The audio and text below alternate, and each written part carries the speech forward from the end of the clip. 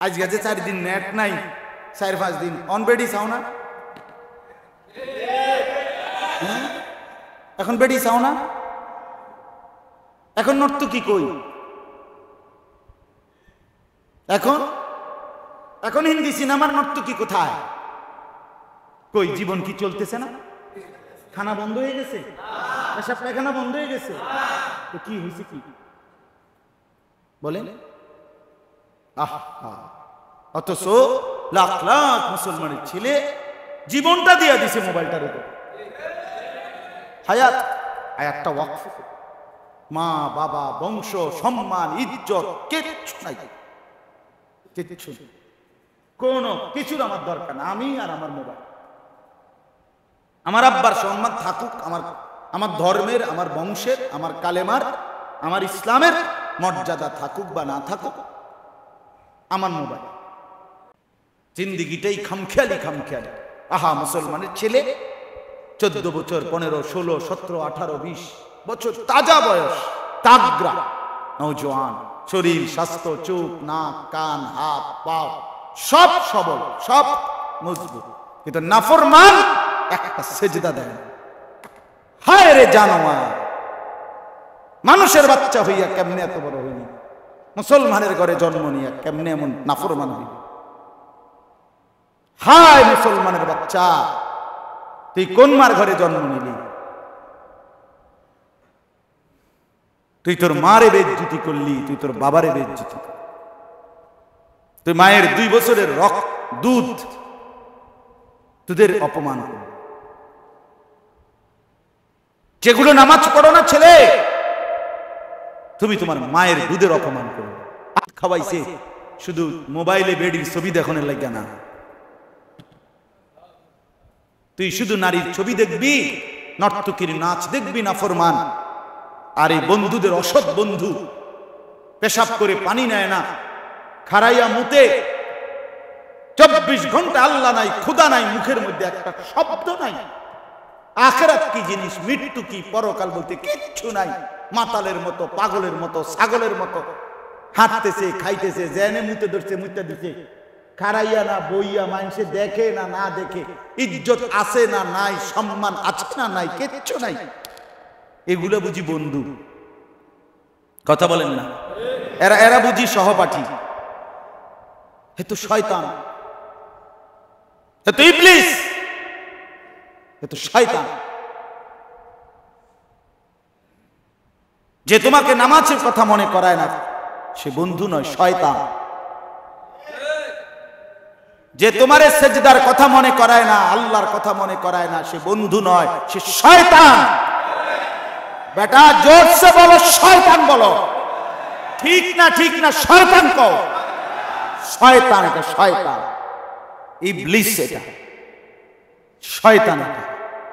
1 minute আগে এই যে ইবলিস, 1 মিনিট আগেও সে ছিল ফেরেশতাদের শিক্ষক। বুঝেন নাই চাচা? মুআল্লিমুল মালাইকা। আরে কি বলতো? ফেরেশতাদের কি ছিল? সে টিচার ছিল। শুধু একটা সেজদা করে নাই, আদমকে। এর পরে তার নাম হইল শয়তান। তাহলে যে সেজদা করে না, তারে কোরআন বলছে শয়তান। শয়তান এটা ইবলিস, এটা রাজিম, অভিশপ্ত। রাজিম অর্থ কি? অভিশপ্ত। আল্লাহ বলছে ফখরুজ ফাইন্নাকা রাজিম, বের হ। বাহ, বাইরে গাদ্দার, সেজদা দিলি না কেন নাফরমান? বাইরে লাথি দে তারে। ফাইন্নাকা রাজিম, আল্লাহ বলছে তুই অভিশপ্ত, বাইরে। একটা সেজদা দেয় না। খোদার 365 দিনে যে একদিনও ফজরের নামাজ পড়ো না, নাফরমান, কতগুলো সেজদা ছুটে গেছে। তামাশা, জিন্দিগি তামাশা। আজকে যে 4 দিন নেট নাই, 4-5 দিন অন বেডি চাও না? এখন বেডি চাও না? এখন নর্তকী কই? এখন হিন্দি সিনেমার নর্তকী কোথায়? কই? জীবন কি চলতেছে না? খানা বন্ধ হয়ে গেছে? পেশাব পায়খানা বন্ধ হয়ে গেছে? তো কি হয়েছে? কি বলেন। অথচ লাখ লাখ মুসলমানের ছেলে জীবনটা দিয়ে দিছে মোবাইলটার উপর। হায়াত একটা ওয়াকফ, মা বাবা বংশ সম্মান ইজ্জত কিচ্ছু নাই, কিচ্ছু কোন কিছুর আমার দরকার না। আমি আর আমার মোবাইল, আমার আব্বার সম্মান থাকুক, আমার ধর্মের, আমার বংশের, আমার কালেমার, আমার ইসলামের মর্যাদা থাকুক বা না থাকুক, আমার মোবাইল, আমার বন্ধুদের আড্ডা। হায় হায় মুসলমান, হায় মুসলমান, কেন ভুলে গেলেন? বাবারা আপনাদেরকে বলি, আপনারাও বলুন, কি হিসাবে হিসাব মিলাইতেছেন আমি বুঝি না চাচা। আপনারা যারা হিসাব মিলাইতেছেন হায়াতের, কি হিসাব মিলাইছেন? 3 ছেলে বিদেশ, 4টা মেয়ে বিয়ে দিছেন, বাড়িতে বিল্ডিং করছেন, সবটি রুমে টাইলস লাগাইছেন, ভিতরে 2টা বাথরুম দিছেন, চারিদিকে বাউন্ডারি ওয়াল দিছেন, হ্যাঁ, রাস্তার লগে দিয়ে 10 শতক জায়গা কিনছেন, ব্যাংকে টিয়া জমাইছেন, হ্যাঁ, খাইয়া পইরা ভালো আছেন, ডেইলি বাজার সদাই ভালো, খালাস। মুসলমান বাবা, জিন্দিগির হিসাব মিলে গেছে তো না? পৃথিবীতে আসার উদ্দেশ্য সার্থক?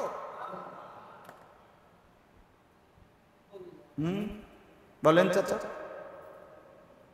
এই তো জিন্দিগি, এই তো ছিল কথা। মুসলমান হিসাবে আমরা পৃথিবীতে 60 বছরের উদ্দেশ্য এই তো, 50 বছর হায়াতের মাকসাদ ছিল এই তো। এরপরে কবর, আখিরাত, মিজান, ফুলসিরাত, আমলনামা, আল্লাহর সামনে হিসাব, আল্লাহর প্রশ্নের জবাব। কোরআনুল কারীম আছে, ফাওয়ারাব্বিকা লানাসআলান্নাহুম আজমাইন। আল্লাহ বলে, বান্দা আমি আল্লাহ আমার নিজের কসম করে বললাম, আমি আমার নিজের কসম করে বললাম। আল্লাহ আল্লাহর কসম করে বলে, বান্দা আমি আমার জাতের কসম করে বললাম, আমি কিন্তু সকলকেই জিজ্ঞেস করব। ফাওয়ারাব্বিকা লানাসআলান্নাহুম আজমাইন আম্মা কানু ইয়ামালুন। যা যা করেছিলে, আমার ঘন্টা, আমার মিনিট, আমার সেকেন্ড, আমার রাত, আমার দিন, আমার আলো, আমার অন্ধকার, সপ্তাহ, আমার মাস, আমার বছর, আমার দিন, আমার কার? আহুয়াল্লাযী জাআলাল লাইলা ওয়ান নাহারা খিলফা। আল্লাহ বলে, রাত আমি বানাই, দিন আমি বানাই, খিলফাতান পর্যায়ক্রমে, বাই সিরিয়াল, একবার রাত একবার দিন, একবার রাত একবার দিন। এই যে পর্যায়ক্রমে, এটা কে করে? আল্লাহ। আল্লাহ আল্লাহ বলেন, ওয়া হুয়াল্লাযী জাআলাল লাইলা ওয়ান নাহারা খিলফাতান। আমি রাত্র দিনের পরিবর্তন করি, আমি বানাই। তাইলে ঘন্টা আমার, মিনিট আমার, সেকেন্ড আমার, মুহূর্ত আমার, আমি কিন্তু বান্দা 1 সেকেন্ড ছাড়বো না, 1 সেকেন্ড না, 1 সেকেন্ড না। আল্লাহ কোরআনে বলেন, সুম্মা লাতুসআলুন্না ইয়াওমাইদিন আনিন নাঈম। বান্দা আমি কিন্তু আমার প্রত্যেকটা নিয়ামত সম্পর্কে জিজ্ঞেস করব। হ্যাঁ, কি বলো? তো নিয়ামত সম্পর্কে জিজ্ঞেস করবে। হাদিসের মধ্যে আমরা নিজে পড়ছি, রাসূলুল্লাহ সাল্লাল্লাহু আলাইহি ওয়াসাল্লাম, কথাটা খেয়াল করেন ছেলেরা, ভাইয়া একটু খেয়াল করো, একটু ভাইয়া নিজের উপরে দয়া করো। 1 ঘন্টা, 1 ঘন্টার অনেক টাইম হয়ে গেছে। আলাদা ভাবে শুনো, আলাদা।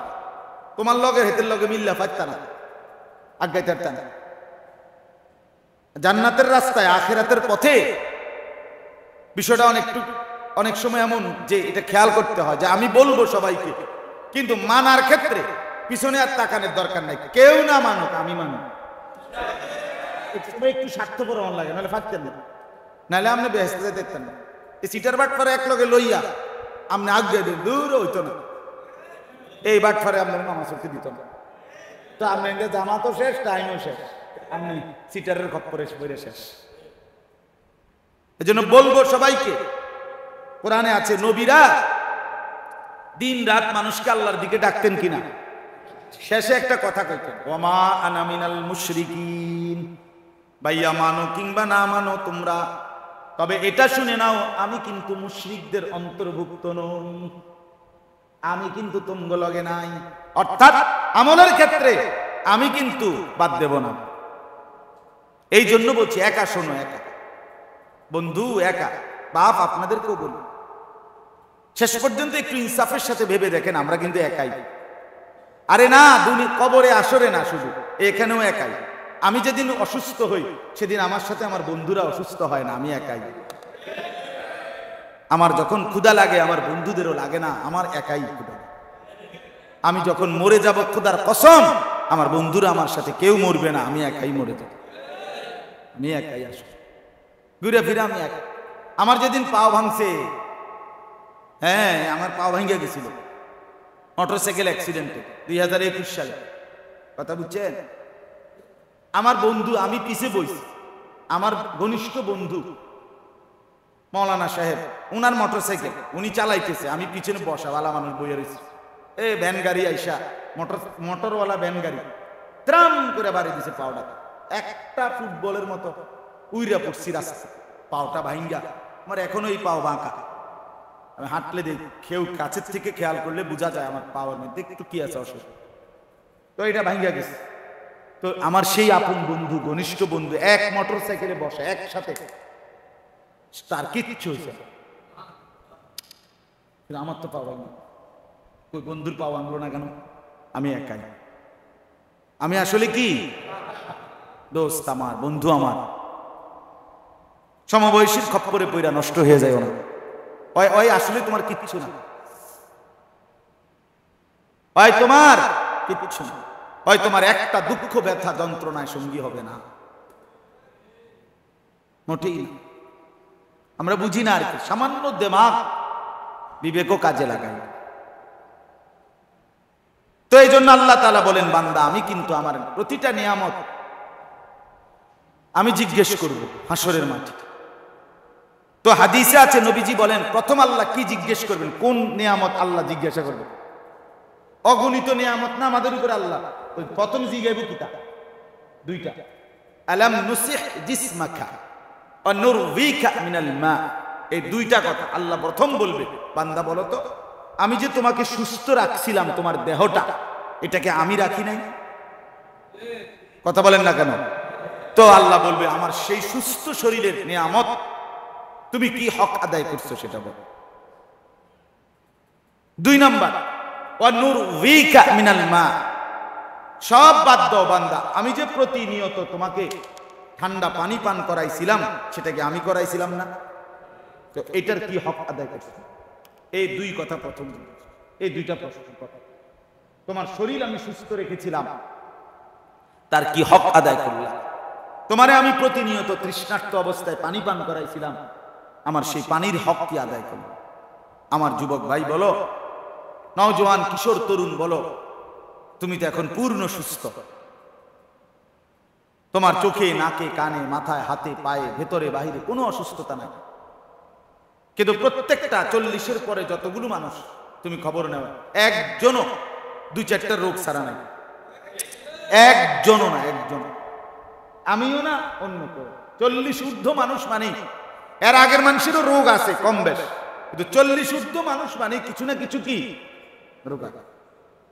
আমি প্রথম যেদিন কোমর ব্যথার ডাক্তার দেখাইছি, আমার ডাক্তার প্রথম জিজ্ঞাসা, আপনার বয়স কত? আমি বলছি স্যার 40 শেষ হয়ে 41 শুরু হয়েছে ওই বছর, এখন আমার 43 শুরু চলতেছে, 81 সালে আমার জন্ম। তো তখন ডাক্তার সাহেব আমারে বলছে, হুজুর আজকের থেকে মৃত্যু পর্যন্ত বাকিটা হায়াত, রোগ শোক নিয়েই বাঁচতে হবে প্রতিনিয়ত, এটা লেগে প্রস্তুতি নেই, রেডি হয়ে। আজকে সকাল থেকে আমার এই দাঁতে ব্যথা, দারুণ ব্যথা, আমি আসার সময়ও ব্যথার ট্যাবলেট খাইছি, খুব ব্যথা করে এই রোগ, কোমরে ব্যথা, চশমা 2 বছর আগেও লাগাই নাই, এখন চশমা ছাড়া ছোট লেখা দেখি না। হ্যাঁ, আমি 15 সালেও হজ করছি। 15 সালে হজ করছি। আল্লাহর ঘরে চারদিকে 7 বার চক্কর দিলে আল্লাহর ঘরের চারদিকে এক তাওয়াফ হয়, বুঝছেন? এক তাওয়াফ এরকম টানা 10 তাওয়াফ করছে, 70 চক্কর আগে, বুঝছেন না কথা? এখন সর্বোচ্চ 2 তাওয়াফ 14 চক্কর দেওয়ার পরে উঠতেছে,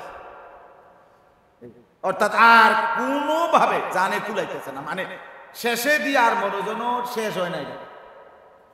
অথচ 15 সালে আমি 70টা চক্কর দিছি পরপর, একটার পর একটা, একটার পর একটা। কিচ্ছু মনে হয়েছে না, কিচ্ছু মনে হয়েছে না। 42 দিন 43 দিন হজ্জে ছিলাম আপনার, সেখানে মনে 5-7 দিন 10 দিন হবে না হোটেলে রাত্রে ঘুমাইছি আগে, আর নাই তো ফুল টাইম হারামের মধ্যে মক্কা মদিনায় দোনোখানে ওই আল্লাহর ঘরের কাছেই পড়ে থাকতাম। তখন এমন ছিল, কিন্তু এই বছর সর্বোচ্চ 2 রাত হবে না, সারা রাত থাকতে পারছি, কুলায় না, শরীরে আর পারি না, কাইট হয়ে যায়, ঘুমিয়ে কাটে, ক্লান্তি। এই কি জিন্দিগি না? তাহলে আমি তো আমার জীবনের সাক্ষী, আমি তো আমার হায়াতের সাক্ষী। এরকম যদি প্রত্যেককে বলি, প্রত্যেকে বলতে পারবেন না? তাইলে বন্ধু আমার, বাপ আমার, আল্লাহ তাআলা জিজ্ঞেস করবেন হাসরের ময়দানে একটা একটা নিয়ামত, ওমা রাব্বুকা বিগাফিলিন আম্মা তা'মালুন। আল্লাহ বলে, তোমরা যা করছো বান্দা, আমাকে তোমরা গাফিল ভেবো না। আমি গাফিল না বান্দা, আমি 1 সেকেন্ড গাফিল না। ওয়ালা তাহসাবান্নাল্লাহা গাফিলান আম্মা ইয়ামালুজ জালিমুন। রব্বুল আলামিন বলে, তোমরা যারা জুলুম করছো, নাফরমানি করছো বান্দা, আমি আল্লাহকে 1 সেকেন্ডের জন্য গাফিল ভেবো না, 1 সেকেন্ড না। আল্লাহ তাআলা বলেন, প্রত্যেকটা জুলুম, প্রত্যেকটা নাফরমানি, পাপ, পৃথিবীর কেউ শেষ পর্যন্ত ধরুক বা না ধরুক, আমি কিন্তু হিসাব নেব। কে নিবে? ওয়াকিফুহুম ইন্নাহুম মাসউলুন। আল্লাহ বলেন ফেরেশতাদেরকে, ফেরেশতা আমার বান্দাদেরকে থামাও, দাঁড় করাও হাসরের মাঠে, এখন আমি আল্লাহর পক্ষ থেকে প্রশ্ন করা হবে। এই কথা বারবার আছে কোরআনে, বারবার বারবার আছে। বলুন, একটা মিনিট, একটা সেকেন্ড, বিশ্বাস করেন একটা ঘন্টা হিসাবের বাইরে যাবে। ছেলেরা তোমরা কি করছো? তোমরাই করো। ছেলেরা তোমরা করছোটা কি? না উপার্জন করলা, তোমার বাবার ঘাম বাইয়া বাইয়া পড়ে, না দুনিয়ার কোনো কামাই রোজগারি করছো তোমরা 18-20 বছরের ছেলেগুলো, না আখিরাতের কোনো সেজদা ইবাদত 5 ওয়াক্ত নামাজও পড়ছো, হায় রে অপদার্থ, করলাটা কি? না দুনিয়া কিছু করলা, না আখিরাতের কিছু করলা। এত ফালতু মানুষ হয় কেন? কথা বল, আমি বুঝি না, এত ফালতু মানুষ হয় কেন? এত ফালতু মানুষের বাচ্চা কেমনে হয়? মুসলমান এত বাজে হয় কেমন? তে কিটা করে আপনি জিজ্ঞান না, কিচ্ছু দুনিয়ার কিছুও না, আখিরাতের। আরে মাটি কাটতো এতদিনে 10 শতক মাটি কাটতে লাইতে, কথা বুঝেন না? আলু করলো 2-4-20-50 মন আলু হইতো তার হাতে, কই না আলু খেতে করলো না, মাটিও কাটলো না। আখিরাতের জন্য 5 ওয়াক্ত নামাজ এটাও পড়লো না, ফজরের নামাজ তো চিনেই না। তো আমার বন্ধু, তুমি করলাটা কি? করলা এই মোবাইল তোমারে কি দিল আর কি নিল?